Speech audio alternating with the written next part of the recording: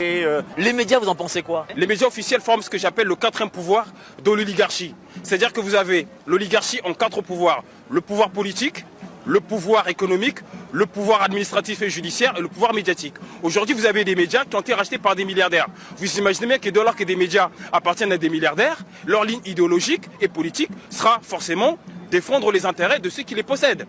Donc ces gens-là... Donc ces gens ne sont pas indépendants. Ils ne sont pas indépendants. Parce que dès lors qu'un journaliste ose me dire qu'il est indépendant, alors qu'il est salarié privé en CDI, vous imaginez bien que, imaginez sur BFM, vous aurez un journaliste qui dirait bah écoutez, je trouve qu'il y a des vertus, je sais pas moi, dans le communisme. Vous croyez qu'il va continuer à présenter son journal? Non.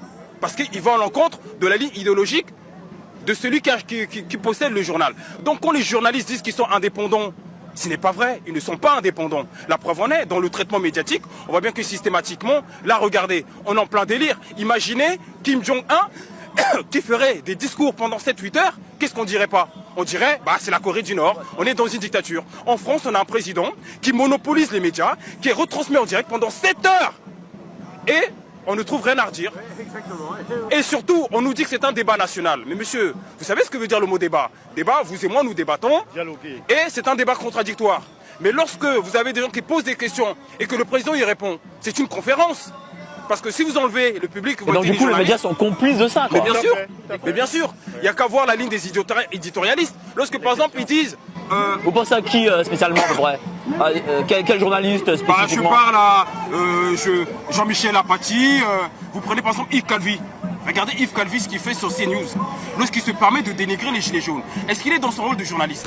Est-ce qu'il est un militant macroniste? Ou est-ce que c'est un journaliste? Je rappelle qu'il existe une charte, la charte de Munich, qui dit que les journalistes ont pour mission d'informer afin que la population puisse se faire sa propre opinion. Et pour vous, ils n'informent pas? Ils n'informent pas. Ils font de la propagande ou pas? Bien sûr qu'ils font de la propagande. Ils font du militantisme journalistique. Et j'enlève le mot journal. Parce qu'encore une fois, il faut que les journalistes reviennent à leur véritable essence et profession. Informer la population afin de réveiller le libre arbitre. Donc ce n'est pas Yves Calvi de me dire si les gilets jaunes c'est bien pour le pays ou pas. Lui, il doit juste donner les informations afin que moi, citoyen, je me fasse ma propre opinion. Donc les journalistes n'ont pas à nous faire la morale, ils n'ont pas à nous dire ce qui est bien, ce qui est mal, ils n'ont pas à nous dire quel système économique est mieux pour le pays ou pas, quel parti politique je dois voter ou pas. Ce n'est pas leur mission.